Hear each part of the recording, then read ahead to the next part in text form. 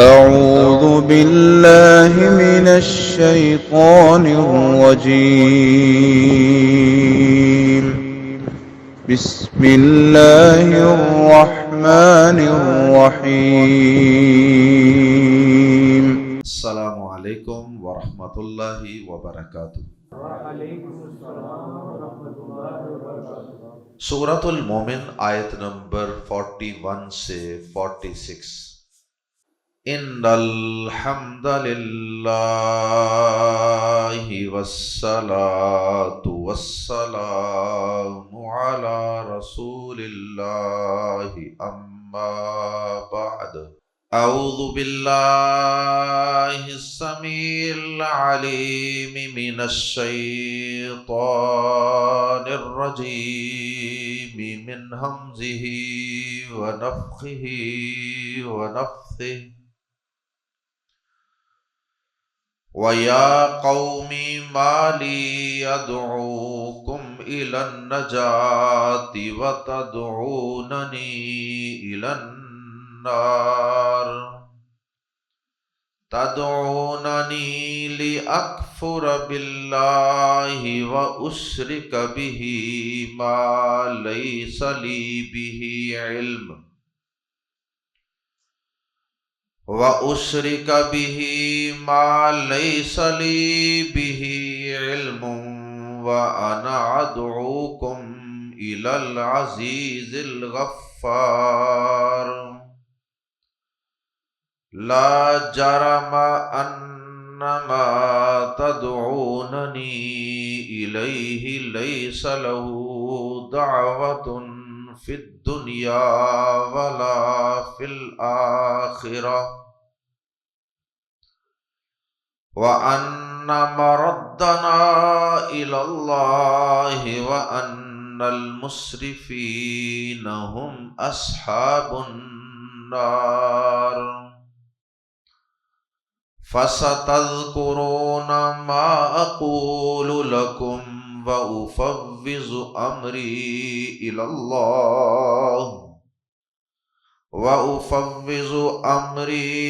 اللَّهِ إِنَّ اللَّهَ بَصِيرٌ بِالْعِبَادِ۔ فَوَقَاهُ اللَّهُ سَيِّئَاتِ مَا مَكَرُوا وَحَاقَ بِآلِ فِرْعَوْنَ سُوءُ الْعَذَابِ۔ النَّارُ يُعْرَضُونَ عَلَيْهَا غُدُوًّا وَعَشِيًّا وَيَوْمَ تَقُومُ السَّاعَةُ أَدْخِلُوا آلَ فِرْعَوْنَ أَشَدَّ الْعَذَابِ۔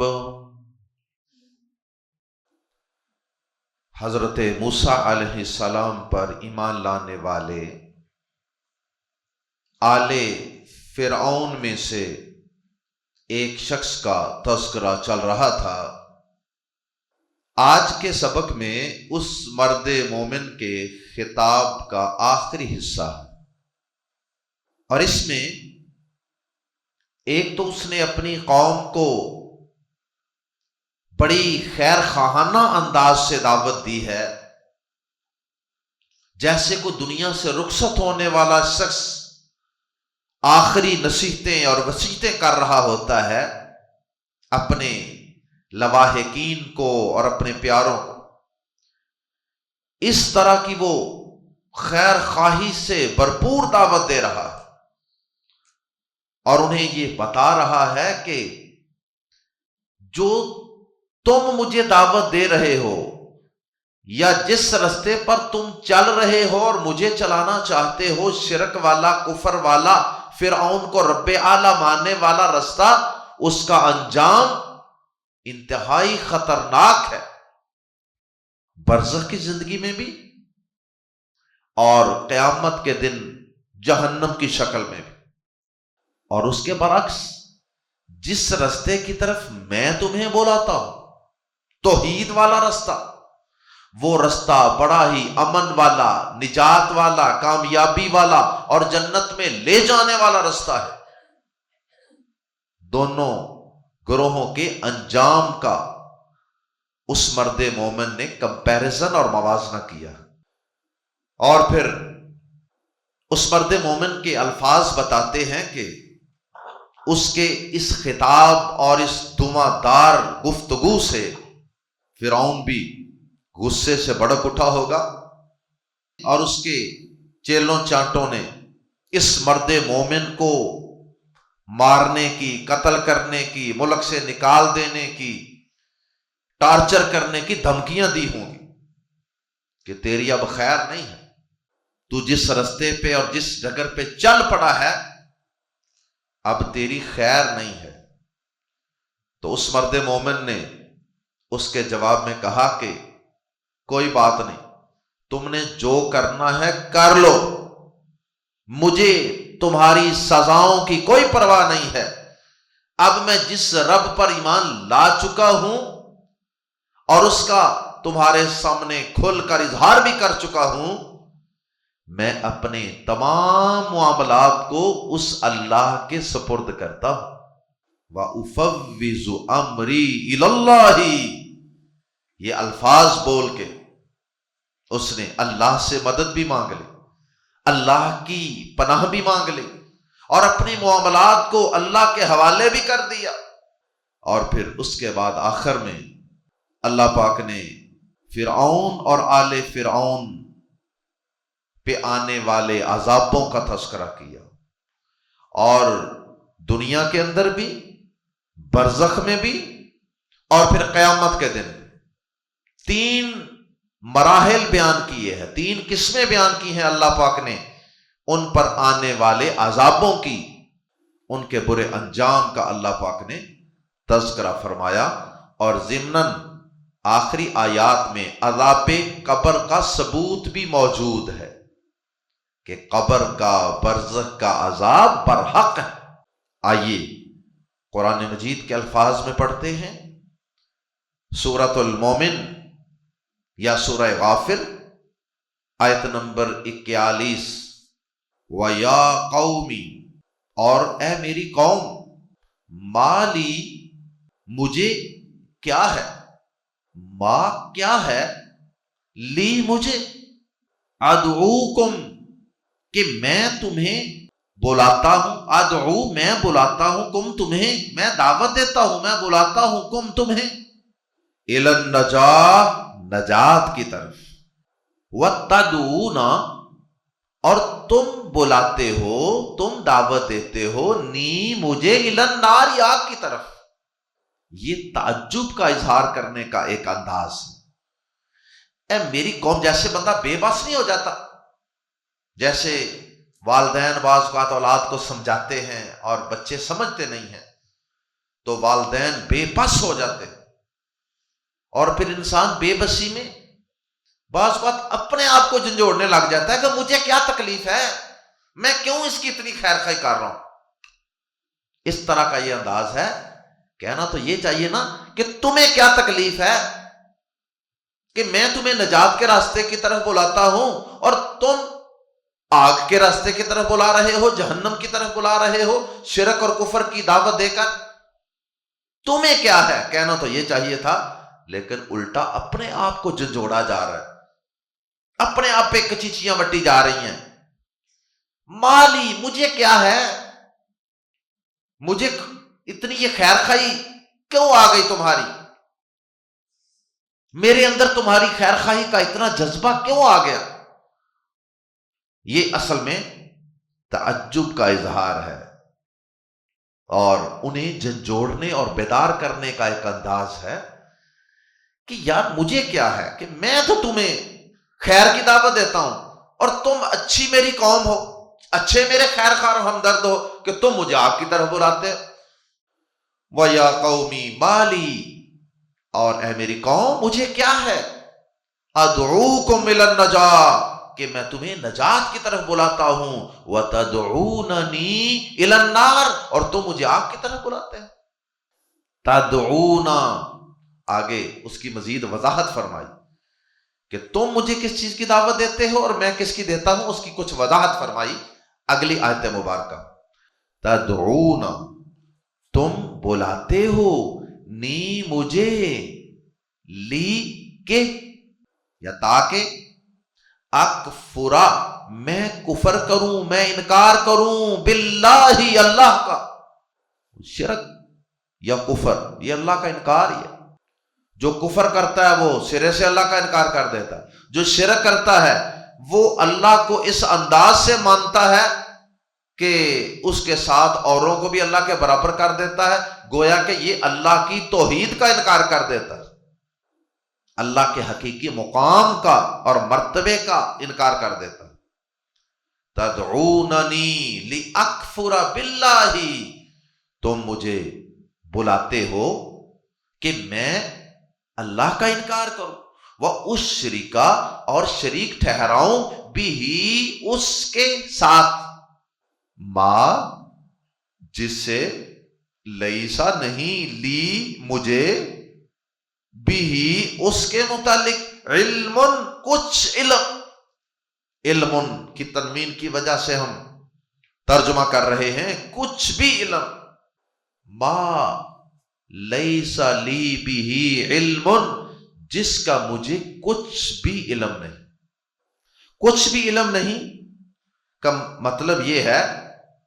कि अल्लाह के साथ जिन्हें तुम शरीक ठहराने का कहते हो ना, उनका कोई वजूद ही नहीं है, उनका बतौर इलाह कोई तसव्वुर है ही नहीं पूरी कायनात में, या उनके माबूद होने का कोई जवाज ही नहीं, कोई दलील ही नहीं है, कोई लॉजिक ही नहीं है। तो मुझे तो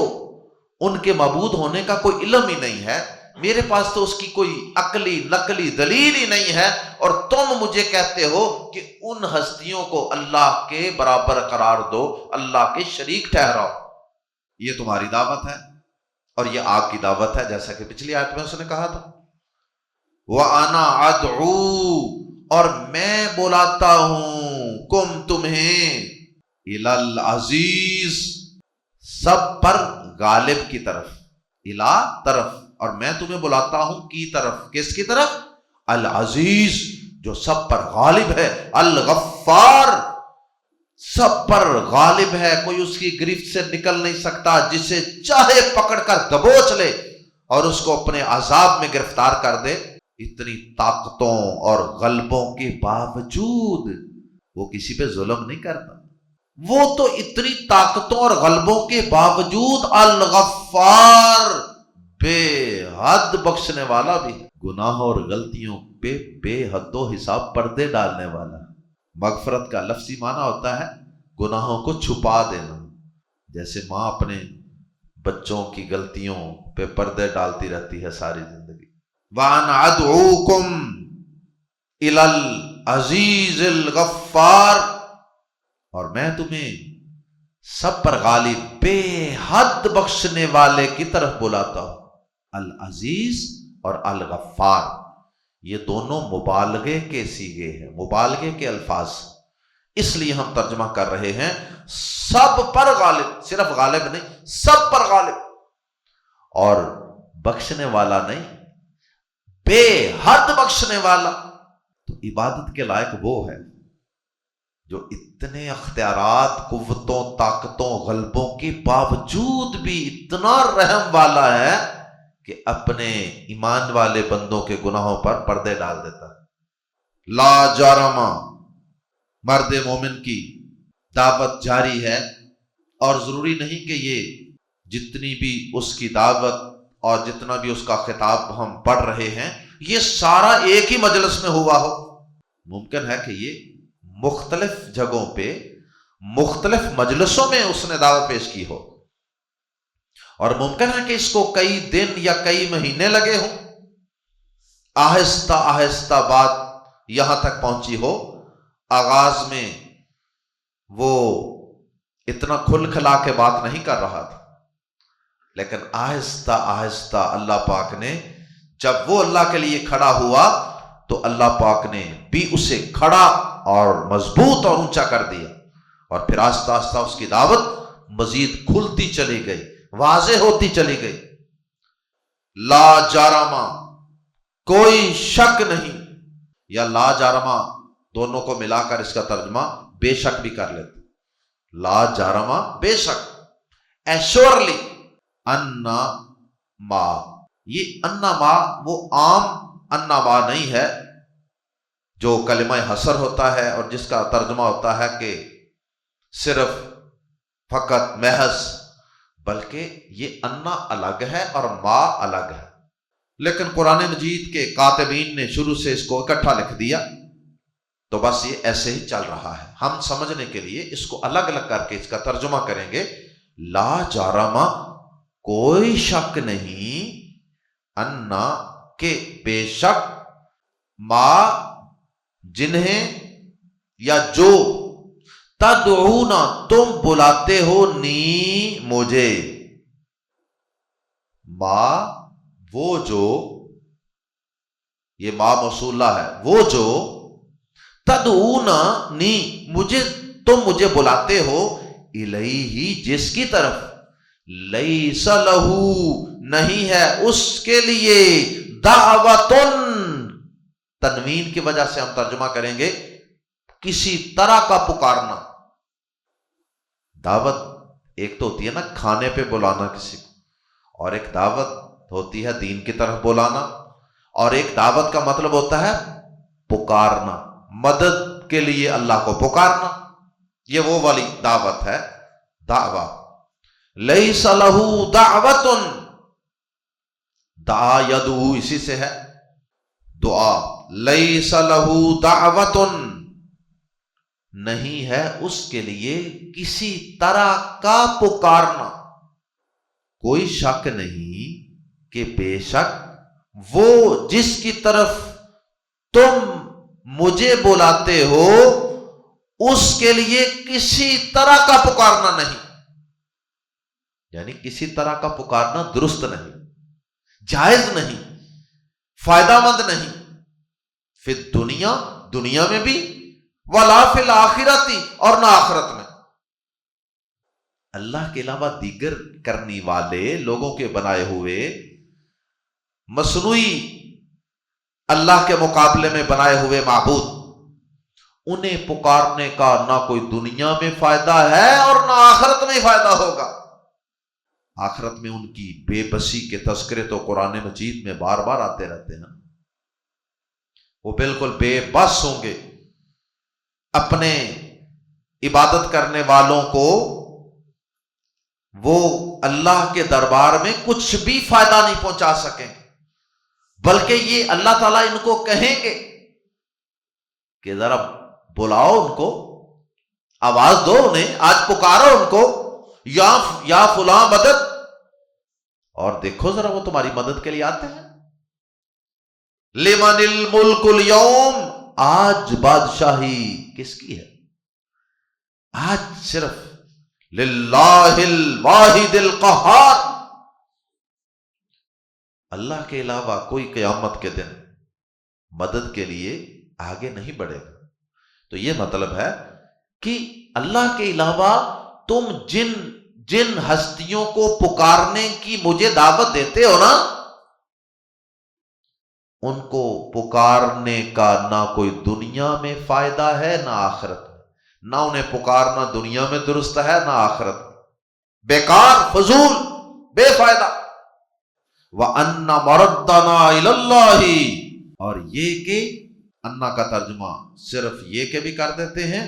اور یہ کہ بلا شبہ بھی کر دیتے ہیں، وَأَنَّ اور یہ کہ بلا شبہ مَرَدَّنَا ہمارا لوٹنا إِلَى اللَّهِ اللہ کی طرف ہے، ہم نے اللہ کے پاس جانا ہے سب نے، اور آخر کار اللہ ہی سے ہمیں پناہ ملے گی، کسی اور نے ہمیں کوئی پناہ نہیں دینی۔ وَأَنَّ الْمُسْرِفِينَ، اور ایک اور حقیقت یہ ہے کہ المسرفین، حد سے بڑھنے والے، اسراف حد سے بڑھنا، حد سے بڑھنے والے، ہم وہی اصحاب النار، آگ والے۔ حد سے بڑھنے والوں سے مراد یہاں کفار و مشرکین ہیں، کیونکہ ہمیشہ ہمیشہ آگ میں رہنے والے اصحاب النار وہی ہیں۔ اگر ایمان والے کسی کام میں اسراف کر بھی بیٹھتے ہیں تو اللہ تعالیٰ یا تو انہیں معاف فرما دیتا ہے اور یا ان کی چھوٹی موٹی زیادتیوں کو، کمیوں کوتاہیوں کو اللہ پاک معاف فرما دیں گے، یا پھر انہیں جہنم میں تھوڑی دیر کے لیے عذاب دے کر اللہ تعالیٰ وہاں سے نکالے۔ تو یہ جنہیں اصحاب النار کہا گیا ہے کہ جیسے یہ ہیں ہی آگ کے لیے پیدا کیے گئے، یہ ان مسرفین کے بارے میں کہا جا رہا ہے جو کفر و شرک کی حد تک حد سے بڑے ہوئے۔ فَسَتَذْكُرُونَ، پس ان قریب تم یاد کرو گے، ما جو اقول میں کہہ رہا ہوں، لکم تم سے، ان قریب تم یاد کرو گے۔ کیا مطلب؟ کہ جب تمہیں موت آئے گی نا، اس کے ساتھ ہی برزخ کی اور آخرت کی زندگی کی حقیقتیں تم پہ واضح ہونا شروع ہو جائیں گی، تو پھر تمہیں میری یہ ساری نصیحتیں، باتیں، خیر خواہیاں یہ یاد آئیں گی کہ واقعی ایک اللہ کا بندہ تھا جس نے ہمیں اپنی توحید کی دعوت دی تھی، جس نے ہمیں شرک کی غلاظتوں سے اور گندگیوں سے روکنے کی کوشش کی تھی، جس نے ہمیں اللہ کی طرف، اللہ کے دین کی طرف، اس کی کتاب کی طرف بلانے کی کوشش کی تھی۔ تم یاد کرو گے، لیکن اس وقت یاد آنے کا کوئی فائدہ نہیں ہوگا سوائے حسرت کے۔ اور رہی یہ بات کہ تمہارا فرعون، تمہارا جھوٹا معبود جسے تم رب اعلیٰ سمجھتے کہتے ہو، اس کی جو دھمکیاں ہیں، مجھے مار دیں گے، پکڑ لو، اس کو قتل کر دو، اس کو قید کر دو، اس کو نکال دو، رہی وہ باتیں، وہ مخالفتیں، وہ بھی میں نے تمہاری خاطر وہ مخالفتیں مول لی ہیں، ورنہ میں تو اپنا ایمان چھپا کے بھی رکھ سکتا تھا۔ میں نے تمہیں دعوت دینے کے لیے وہ ساری دھمکیاں سنی ہیں، مجھے ان دھمکیوں کی کوئی پرواہ نہیں ہے، کیونکہ مجھے جس توحید کی اب سمجھ آ گئی ہے نا، یہ دنیا کی سب سے بڑی قوت، طاقت اور مضبوطی ہے۔ جو ایک اللہ کے در پہ جھک جاتا ہے وہ پھر باقیوں سے ڈرنا چھوڑ دیتا ہے، اور جو ایک اللہ سے نہیں ڈرتا، ایک اللہ کی توحید کو نہیں مانتا، پھر وہ در در پہ جھکتا ہے اور ہر سے ڈرتا ہے۔ یہی علامہ اقبال نے کہا تھا نا، یہ ایک سجدہ جسے تو گراں سمجھتا ہے، صرف ایک اللہ کے آگے جھکنا 1000 سجدے سے دیتا ہے آدمی کو نجات۔ در در کی ٹھوکروں سے انسان کو یہ ایک توحید کا سجدہ بچا لیتا ہے۔ وَأُفَوِّضُ أَمْرِي، اور میں سپرد کرتا ہوں، تفویض کرتا ہوں، امری، اپنا معاملہ، الاللہ، اللہ کی طرف، اللہ کے سپرد۔ I entrust my affairs to اللہ، مجھے اللہ پہ بھروسہ ہے۔ اور ہر ایمان والے نے ہر دور میں ایسی مشکل کے اندر جب اسے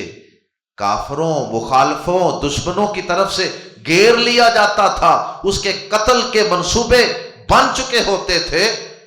تو وہ مرد مومن اپنی جان کو ہتھیلی پہ رکھ کر بھی کلمہ حق بلند کرتا، اور ساتھ اسی طرح کے کسی انداز سے، الفاظ بے شک مختلف ہوتے،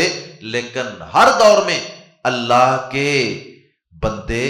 اسی طرح کے کلمات کے ساتھ اپنے رب سے مدد مانگتے رہے، اور اللہ نے مدد کی، جیسے اس مرد مومن نے یہ دعا کی ہے، وَأُفَوِّضُ أَمْرِي إِلَى اللَّهِ۔ ابراہیم علیہ السلام نے دعا کی تھی جب ان کو آگ میں پھینکا جانے لگا تھا، انہوں نے دعا کی تھی، حسبی اللہ ونعم الوکیل، صحیح بخاری۔ اور ایک وہ بچہ تھا جو جادوگر کے پاس بھی جاتا تھا، راہب کے پاس بھی جاتا تھا، اس کو اللہ کے دین کی سمجھ آ گئی تھی، بادشاہ نے اسے مارنا چاہا اس کے عقیدہ توحید کی وجہ سے، کبھی پہاڑوں پر اس کی فوج لے جاتی،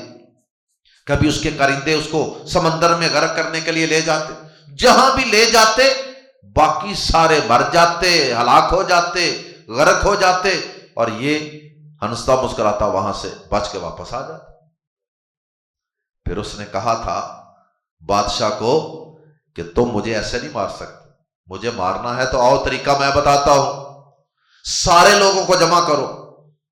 بڑا اجتماع منعقد کرو، اور وہاں میرے اللہ کا نام لے کر میری گردن پہ تیر مارنا، میری شارگ پہ، تم کہنا بسم اللہ ھذا الغلام، اس بچے کے رب کے نام کے ساتھ، یعنی اس میرے رب کی مرضی ہوگی تو میں مروں گا۔ اس نے ایسا ہی کیا اور وہ بچہ اسی وقت شہید ہو گیا۔ اب اس کی یہ پلاننگ تھی کہ مجھے اس نے مارنے کا ارادہ تو کیا ہی ہوا ہے، تو کیوں نہ کسی ایسے طریقے سے دنیا سے جاؤں کہ میرا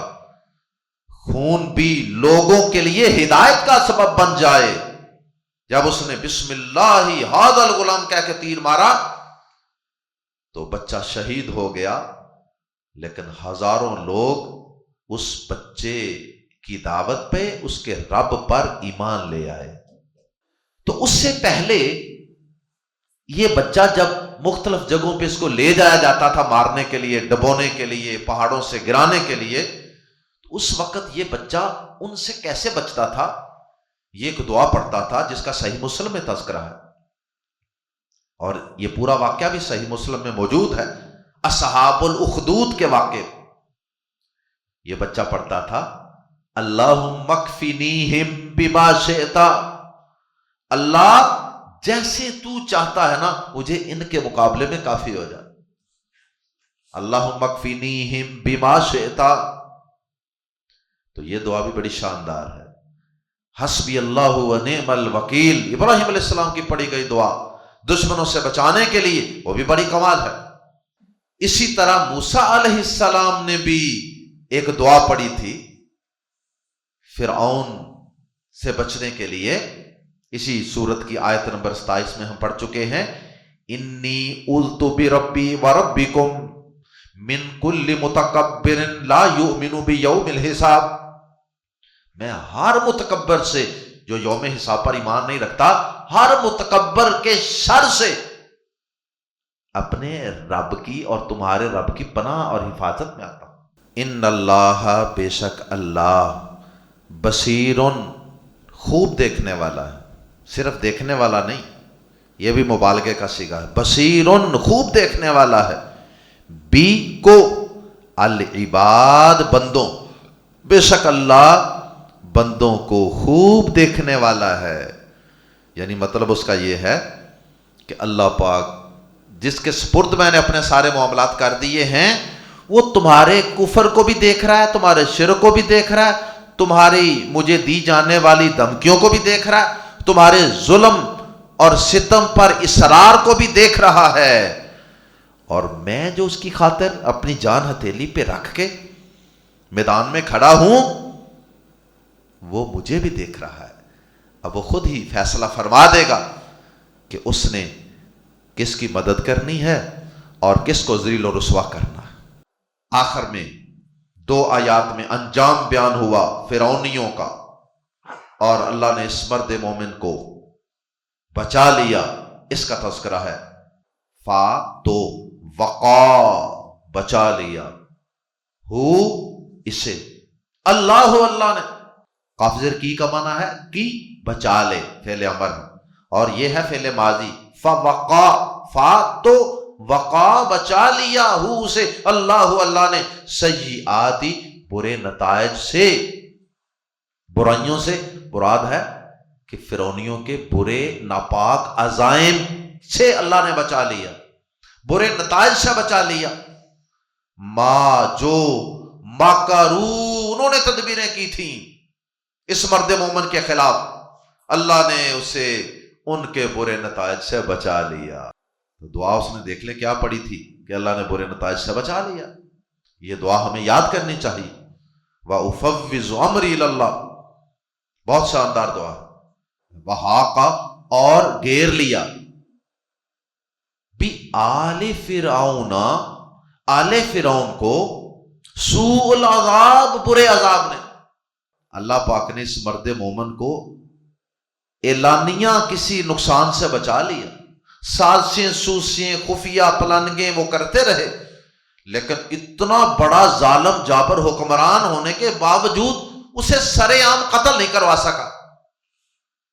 یہ اللہ پاک نے ایک غلبہ عطا کیا ہوتا ہے اپنے ایمان والے بندوں کو۔ موسیٰ علیہ السلام کو بھی وہ قتل نہیں کروا سکا، اور اس مرد مومن کو بھی وہ اعلانیہ کوئی نقصان نہیں پہنچا سکتا۔ تو جو انہوں نے خفیہ تدبیریں کی ان سے بھی اللہ پاک نے بچا لیا۔ وَحَاقَ بِآلِ فِرْعَوْنَ سُوءُ الْعَذَابِ، اور آل فرعون کو برے عذاب نے گھیر لیا۔ کس برے عذاب نے گھیر لیا؟ اللہ پاک نے انہیں غرق کر دیا، ان کا زوال شروع ہو گیا اور بالآخر سمندر میں اللہ نے غرق کر دیا۔ اب اس غرق ہونے کے بعد اس کے بعد کیا ہوا؟ اس کے بعد دو بدترین عذاب مزید، ایک تو یہ دنیا میں بدترین عذاب غرق کی شکل میں ڈبکیاں کھا کھا کے مرے، آگے دو عذابوں کا مزید تذکرہ، النارو، آگ، جو آگ ہے، یعرضون، وہ پیش کیے جاتے ہیں، فعل مضارع مجہول ہے، یعرضون، وہ پیش کیے جاتے ہیں، علیہا، اس آگ پر، فرعونی پیش کیے جاتے ہیں آگ پر، غدوم و عشیا، صبح اور شام، مارننگ اینڈ ایوننگ، اور صبح و شام کا لفظ جو ہے یہ ایک محاورہ ہے۔ صبح و شام سے مراد یہ ہے کہ ہر وقت، دن رات یہ کام ہو رہا ہے، صبح و شام یہ کام ہو رہا ہے، یہ نہیں کہ صرف صبح تھوڑا سا اور شام کو تھوڑا سا۔ یعرضون علیہا غدوم و عشیا، وہ جو آگ ہے نا وہ اس پر صبح و شام پیش کیے جاتے ہیں۔ وَيَوْمَ تَقُومُ السَّاعَةُ، اور جس دن قیامت قائم ہوگی اس دن کیا کہا جائے گا؟ اس دن کہا جائے گا ادخلوا آل فرعون، داخل کر دو آل فرعون کو، اشد العذاب، سخت ترین عذاب میں۔ آیت نمبر 45 میں ایک عذاب کا ذکر تھا، وَحَاقَ بِآلِ فِرْعَوْنَ سُوءُ الْعَذَابِ، اور وہ ہے دنیا میں غرق ہونے کا عذاب۔ اور اگلی آیت 46 میں دو عذابوں کا تذکرہ، ایک تو وہ آگ ہے کہ وہ اس پر صبح و شام پیش کیے جاتے ہیں اس آگ پر، اور دوسرا وَيَوْمَ تَقُومُ السَّاعَةُ، اور ایک عذاب قیامت کے دن ہوگا۔ تو اب یہ جو صبح و شام آگ پر پیش کیے جاتے ہیں یہ کون سا عذاب؟ یہ عذاب قبر ہے، عذاب قبر۔ بدقسمتی سے جس کا مسلمانوں میں سے بعض لوگوں نے انکار کیا ہے، عذاب قبر کا۔ امام بخاری رحمہ اللہ، امیر المومنین فی الحدیث، انہوں نے اپنی کتاب صحیح بخاری میں باقاعدہ عنوان قائم کیا کتاب الجنائز کے تحت، باب ما جاء فی عذاب القبر، عذاب قبر کے بیان میں۔ اور پھر انہوں نے قرآن مجید کے 3 مقامات، 3 آیات وہاں نقل فرمائی، اور اس کے بعد انہوں نے کئی احادیث نقل فرمائی عذاب قبر کو ثابت کرنے کے لیے۔ سب سے پہلی آیت انہوں نے سورۃ الانعام کی آیت نمبر 93، اذ الظالمون فی غمرات الموت والملائکۃ باسطوا ایدیہم اخرجوا انفسکم اليوم تجزون عذاب الہون، جب ظالم لوگ موت کی سختیوں میں ہوتے ہیں اور فرشتے اپنے ہاتھ پھیلائے ہوئے ہوتے ہیں، نکالو اپنی جانیں، آج تمہیں ذلت کا عذاب دیا جائے گا۔ تو آج کون سا ذلت کا عذاب دیا جائے گا؟ اسی کو امام بخاری رحمہ اللہ برزخ کا عذاب کہہ رہے ہیں، کہ یہ جو آج تمہیں ذلت کا عذاب دیا جائے گا، اس سے مراد برزخ۔ برزخ کی زندگی کیا ہے؟ انسان کی موت سے لے کر قبروں سے زندہ کر کے اٹھائے جانے تک جو درمیانی وقت ہے، اسے برزخ کہتے ہیں، پردہ۔ یہ زندگی پردے میں ہے، اور اسی کے دوران ہی بعض لوگوں کو قبر کا عذاب ہوتا ہے۔ اب قبر کے منکر جو ہیں وہ کہتے ہیں جی دیکھیں جی، کئی لوگ تو جل جاتے ہیں، کئی لوگوں کو درندے کھا جاتے ہیں، بم دھماکوں سے اڑ جاتے ہیں، ان کی قبر کدھر ہے؟ بھائی ان کے جسم کے اعضاء کائنات میں جہاں جہاں بھی ہیں، کہیں اللہ پاک ان کو اسی جگہ پر ہی ان کو عذاب قبر دینے پر قادر ہے، کیونکہ اکثریت ایک گڑھے، مٹی کے گڑھے کے اندر دفن ہوتی ہے، اس کو قبر کہہ دیتے ہیں۔ تو باقی لوگ بھی جہاں جہاں بھی ہوں گے اللہ تعالیٰ اسی جگہ کو ان کے لیے قبر بنا دے گا۔ دوسری آیت امام بخاری نے سورہ توبہ آیت نمبر 101 پیش کی ہے، سَنُعَذِّبُهُمْ مَرَّتَيْن ثُمَّ يُرَدُّونَ إِلَىٰ عَذَابٍ عَظِيمٍ، ان قریب ہم انہیں 2 بار عذاب دیں گے، پھر وہ بہت بڑے عذاب کی طرف لوٹائے جائیں گے۔ تو امام بخاری رحمہ اللہ اسے بھی ثابت کر رہے ہیں کہ پھر وہ عذاب عظیم کی طرف لوٹائے جائیں گے۔ یہ تو ہو گیا قیامت کا عذاب، تو اس سے پہلے جو 2 عذاب دیں گے وہ کون سے؟ ایک دنیا کا عذاب، ایک برزخ کا عذاب۔ اسی طرح تیسری آیت امام بخاری رحمہ اللہ نے یہ والی آیت پیش کی ہے، النار یعرضون علیہا غدوا وعشیا، صبح و شام وہ آگ پر پیش کیے جاتے۔ یہ برزخ اور قبر کے عذاب کو ثابت کرتے۔ پھر اس کے بعد امام بخاری رحمہ اللہ نے کئی احادیث نقل کی، مثلا اللہ کے نبی صلی اللہ علیہ وسلم کا فرمان ہے کہ آدمی کو جب قبر میں رکھا جاتا ہے، اس کے ساتھی اسے دفنا کر واپس آتے ہیں تو وہ اپنے ساتھیوں کے جوتوں کی آواز بھی اللہ کے حکم سے سنتا ہے۔ اللہ تعالیٰ سناتے ہیں، عام حالات میں تو وہ نہیں سنتا، لیکن یہ جوتوں کی آواز اللہ سناتے ہیں۔ پھر اس کے بعد 2 فرشتے آتے ہیں، اسے بٹھاتے ہیں، پھر اس سے پوچھتے ہیں کہ اس شخص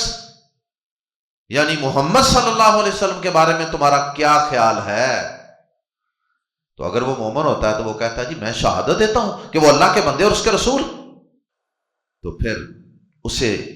دونوں اس کے ٹھکانے دکھائے جاتے ہیں، جنت میں بھی جہنم میں بھی، کہ یہ جہنم میں تمہارا ٹھکانہ تھا، اگر تم اس نبی پر ایمان نہ لاتے تو یہ تمہارا ٹھکانہ ہونا تھا، اور اب تمہارے لیے یہ جنت میں ٹھکانہ اللہ نے بنایا۔ اور پھر اس کے لیے قبر کو بہت وسیع اور کشادہ کر دیا جاتا۔ اور پھر جس شخص سے پوچھا جائے اور وہ کہے کہ لا ادری ما ادری، مجھے تو کوئی پتہ نہیں، بس جو لوگ کہتے تھے بس میں بھی وہی کہہ دیتا تھا، فرشتے اسے کہتے ہیں کہ لا دریتا ولا تلیتا، نہ تو نے خود علم حاصل کیا نہ تو کسی کے پیچھے چلا۔ اور پھر اسے ایک زوردار ہتھوڑے کے ساتھ ضرب ماری جاتی ہے، جس سے وہ ایسی چیخ مارتا ہے جسے انسانوں اور جنوں کو نہیں سنایا جاتا، باقی ہر مخلوق سنتی ہے۔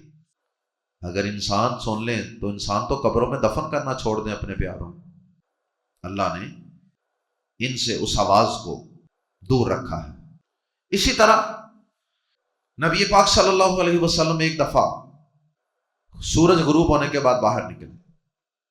آپ نے ایک آواز سنی تو آپ نے فرمایا کہ یہودیوں کو عذاب قبر ہو رہا، یہ بھی صحیح بخاری میں حدیث۔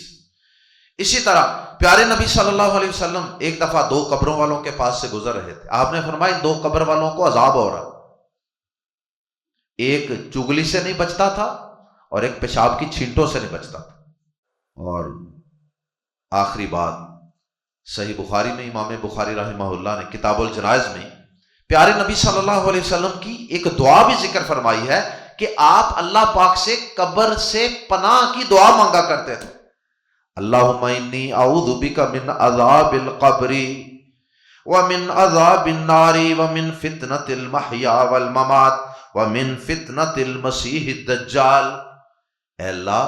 میں تجھ سے قبر کے عذاب سے پناہ مانگتا ہوں، اے اللہ میں تجھ سے آگ کے یعنی جہنم کے عذاب سے بھی پناہ مانگتا ہوں، اور میں تجھ سے زندگی اور موت کے فتنوں سے پناہ مانگتا ہوں۔ یا اللہ میں تجھ سے مسیح دجال کے فتنے سے بھی تیری پناہ مانگتا ہوں۔ اللہ ہم سب کو عذاب قبر سے، عذاب برزخ سے اور قیامت کے دن کے عذابوں سے محفوظ فرمانا۔ یا اللہ ہمیں بھی اس مرد مومن کی طرح لوگوں کی، رشتہ داروں کی، اپنی قوم کے لوگوں کی، قبیلے کے لوگوں کی اور پوری دنیا کے لوگوں کی خیر خواہی کرنے کی توفیق عطا فرما۔ ہمیں بھی اس مرد مومن جیسا جذبہ دعوت و تبلیغ کا اور لوگوں کی صلاح کا عطا فرما دے۔ سبحانک اللہم و بحمدک اشہد ان لا الہ الا انت استغفرک و اتوب الیک۔